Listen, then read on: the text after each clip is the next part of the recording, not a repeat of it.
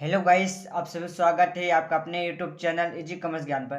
तो अभी तक मेरे इस चैनल को सब्सक्राइब नहीं किया है तो सब्सक्राइब कर लीजिए और बेल आइकन प्रेस कर दे ताकि मैं जब भी इस तरह का वीडियो अपलोड करूँ सबसे पहले आपके पास नोटिफिकेशन पहुंचेगा। तो चलिए आज हम लोग जो है चैप्टर नंबर क्लास 12 इकोनॉमिक्स का चैप्टर जो स्टार्ट करेंगे वो करेंगे उत्पादक का व्यवहार और पूर्ति। इस चैप्टर को जो है 4 भागों में बांटा गया है। पहला है आपका उत्पादन, फलन व साधन का प्रतिफल। ये जो है आपको पहला भाग में बांटा गया है। दूसरा बांटा गया है लागत और आगम। और चौथा है आपका तीसरा आपका है उत्पादक संतुलन। चौथा जो आपका है पूर्ति। यानी इस चैप्टर को कितना भाग में बांटा गया है? 4 भाग में बांटा गया है। तो सबसे पहले हम लोग इस वीडियो में पढ़ेंगे हम लोग उत्पादन, फलन व साधन का प्रतिफल। यानी ये वाला टॉपिक जो है हम लोग इस वीडियो में कवर करेंगे। तो वीडियो को जो है अंत तक बने रहें। तो सबसे पहले जानते हैं कि उत्पादन, फलन व साधन के प्रतिफल में उत्पादन क्या है। उत्पादक तो जानते हैं कि जो उत्पादन करता है वो क्या है? उत्पादक है। और जो ही उस वस्तु का उपभोग करता है उसको क्या कहते हैं? उसे उपभोक्ता कहते हैं। उपभोक्ता कौन है? तो जो वस्तु एवं सेवाओं का उपभोग करता है उसे उपभोक्ता कहते हैं। और उत्पादक कौन है? जो वस्तु एवं सेवाओं का उत्पादन करता है उसे हम लोग कहते हैं उत्पादक। क्या कहते हैं? उत्पादक। तो चलिए आपको बताते हैं कि उत्पादन, फलन में सबसे पहले जानेंगे कि उत्पादन क्या है। तो उत्पादन क्या है? तो उत्पादन जो होता है, उत्पादन जो है आपका आगत यानी इनपुट, और इसमें जो है निर्गत आउटपुट।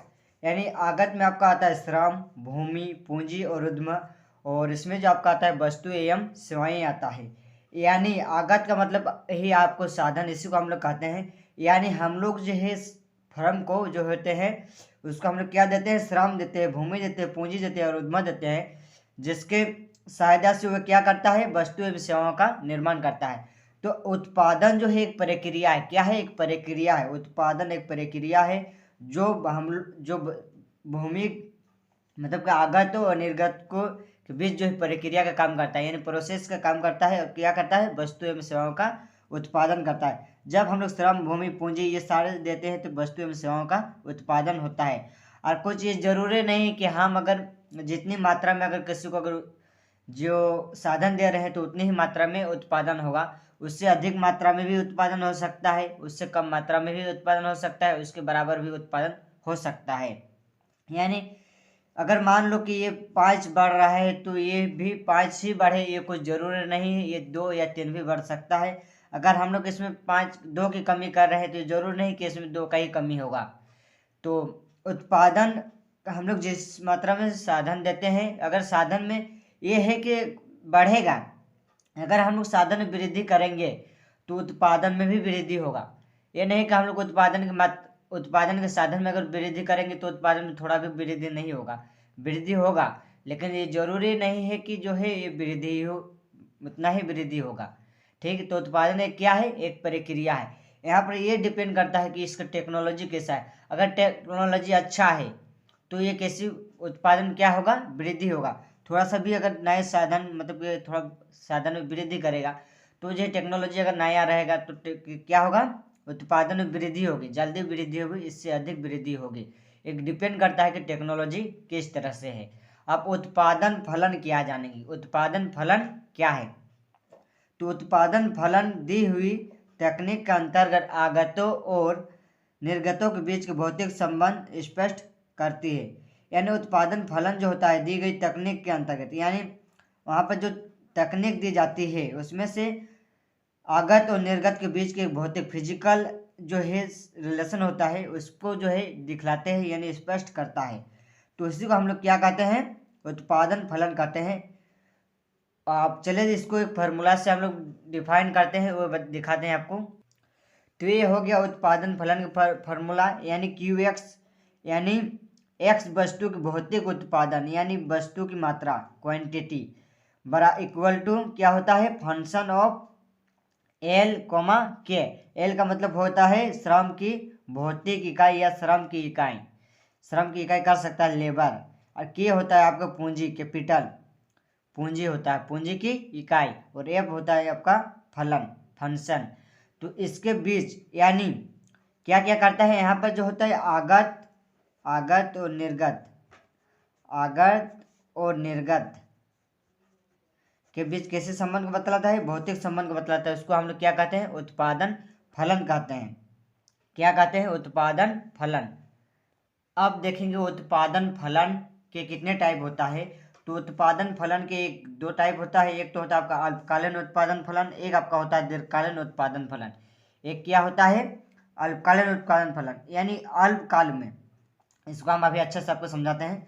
यहाँ पर आपको इसी को हम लोग कहते हैं परिवर्ती अनुपात के प्रतिफल का नियम। आपको एग्जाम में अगर पूछता है तो आप यही इसी का आंसर लिख दीजिएगा, परिवर्तित अनुपात के प्रतिफल का नियम, इसी का दूसरा नाम है। और दीर्घकालीन उत्पादन फलन में आपका आता है पैमाने के प्रतिफल का नियम। तो इसको समझने के लिए हम लोग जो है आपको जो है एक हम बेसिक कॉन्सेप्ट समझाएंगे। तो यह कॉन्सेप्ट का समझ लेते हैं तो इसको आप आराम से समझ लेंगे। तो चलिए वो कॉन्सेप्ट आपको समझाते हैं। तो इसको समझने के लिए हम लोग को सबसे पहले समझना होगा साधन। साधन जो होता है दो तरह का होता है, एक होता है स्थिर साधन, एक होता है परिवर्तित साधन। स्थिर साधन वे साधन होते हैं, यानी स्थिर साधन से अभिप्राय उन साधनों से हैं जिनकी पूर्ति अल्पकाल में नहीं बढ़ाई जा सकती है, क्योंकि उनके निर्माण व बनाने में बहुत समय लगता है, जैसे मशीन, प्लांट, भवन। यानी स्थिर साधन एक ऐसे साधन होते हैं जिसको तो हम लोग अल्पकाल में जो है इसकी में वृद्धि नहीं कर सकते हैं, क्योंकि उनके जो निर्माण और बनाने में जो है बहुत समय लगता है। जैसे कि मान लो एक बिल्डिंग, प्लांट, भवन, ये सब को जो है बनाने में जो है बहुत काफ़ी समय लगता है। अभी को अगर मान ले कि आपको हम घर बनाने के लिए, बिल्डिंग बनाने के लिए बोल दें, तो आप जो है एक दिन में बिल्डिंग तैयार नहीं कर सकते हैं। तो ये सबको बनाने के लिए क्या करना पड़ता है? बहुत अधिक समय लगता है। यानी स्थिर साधन कैसे साधन है जिसको हम लोग अल्पकाल में प्राप्त नहीं कर सकते हैं, वही जो है स्थिर साधन है। ये आपका कॉन्सेप्ट क्लियर है? स्थिर साधन कैसे साधन है जिसको हम लोग अल्पकाल में नहीं प्राप्त कर सकते हैं, वो जो होती है स्थिर साधन होती है। अब आगे आपका परिवर्तित साधन। परिवर्तित साधन क्या है? तो परिवर्तित साधन का अभिप्राय उन साधन से है जिनकी पूर्ति अल्पकाल में आवश्यकता अनुसार बढ़ाई जा सकती है। यानी परिवर्तित साधन का अभिप्राय उन साधनों से जिनकी पूर्ति अल्पकाल में आवश्यकता अनुसार बढ़ाई जा सकती है।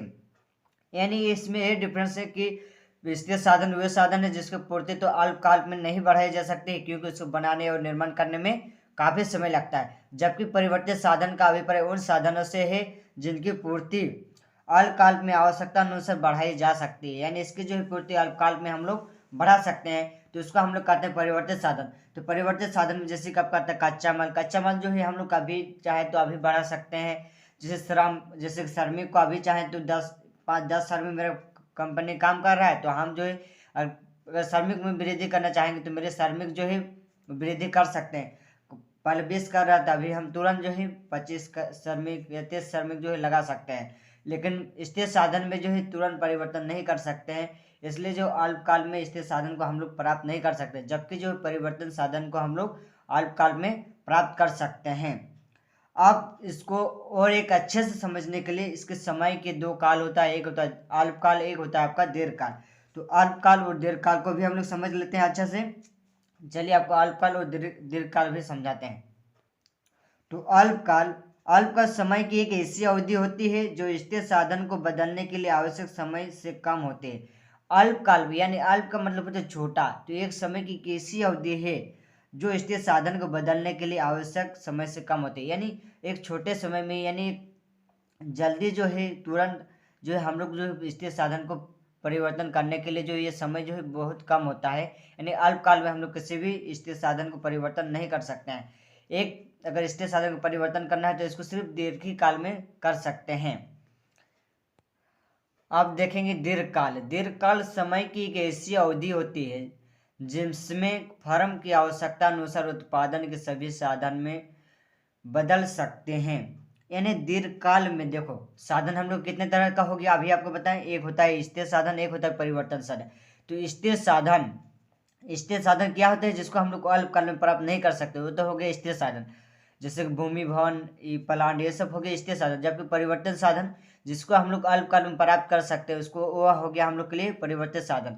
अल्पकाल क्या है? समय की एक छोटी अवधि है। और दीर्घकाल क्या है? समय की एक बड़ी अवधि है, जिसमें फर्म को जो है आवश्यकता अनुसार उत्पादन के सभी साधन, यानी स्थिर साधन और परिवर्तन साधन, दोनों साधन को जो हम लोग प्राप्त कर सकते हैं। स्थिर साधन को हम लोग दीर्घकाल में प्राप्त करेंगे, जबकि जो है परिवर्तन से साधन को जो है हम लोग अल्पकाल में और दीर्घकाल में दोनों में प्राप्त कर सकते हैं।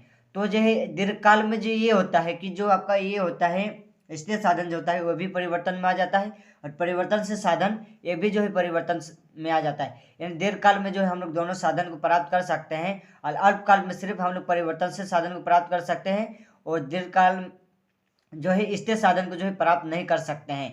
तो चलिए आपको आप उत्पादन के फलन दो है उसको समझाते हैं। ये आपका हो गया उत्पादन फलन के दो प्रकार। एक हो गया अल्पकालीन उत्पादन फलन, यानी अल्पकाल। अल्पकाल क्या है? एक समय की छोटी अवधि है।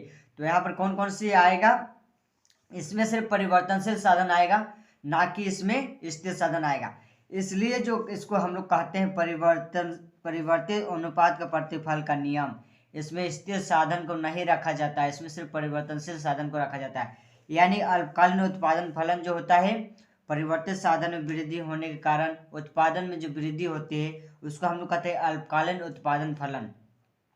और दीर्घकालीन उत्पादन फलन, इसमें जो है ये सभी साधनों में परिवर्तन होने के कारण उत्पादन में जो परिवर्तन होता है उसको हम लोग कहते हैं, उसके बीच बीच जो संबंध को दिखाता है उसको हम लोग दीर्घकालीन उत्पादन फलन कहते हैं। यहाँ पर जो आपका आएगा ये सभी साधन में आएगा, और यहाँ पर जो आपका आएगा सिर्फ यहाँ पर आपका आ जाएगा परिवर्तनशील साधन, यहाँ आ जाएगा आपका सभी साधन, यानी ये स्थिर साधन और परिवर्तन साधन दोनों साधन आ जाएगा इसमें। मतलब कि इसमें दोनों जो होता है प्राप्त कर सकते हैं दीर्घकाल में, सिर्फ अल्पकाल में जो है स्थिर परिवर्तनशील साधन को प्राप्त कर सकते हैं। और इसको हम लोग इसलिए पैमाने के प्रतिफल का नियम कहते हैं। अल्पकालीन उत्पादन फलन में आपका ये होता है कि परिवर्तनशील अनुपात में वृद्धि होने के कारण उत्पादन में वृद्धि होती है या कमी होती है। ये कॉन्सेप्ट जो है आपको मैं अगला वीडियो में समझाऊंगा, और यही जो है आप लोगों को क्लास 12 में सिर्फ पढ़ना है, अल्पकालीन उत्पादन फलन परिवर्तनशील अनुपात के प्रतिफल का नियम। ये जो है आपका मोस्ट इंपॉर्टेंट क्वेश्चन बनता है, इससे आपको 6 मार्क्स का जो है क्वेश्चन बनता है, और इससे जो होता है आपको बहुत MCQ टाइप भी क्वेश्चन बनता है। तो चैनल को सब्सक्राइब कर लीजिए, और ताकि मैं जब भी इस टॉपिक से अगर हम वीडियो लाएंगे तो सबसे पहले आपके पास नोटिफिकेशन जाएगा।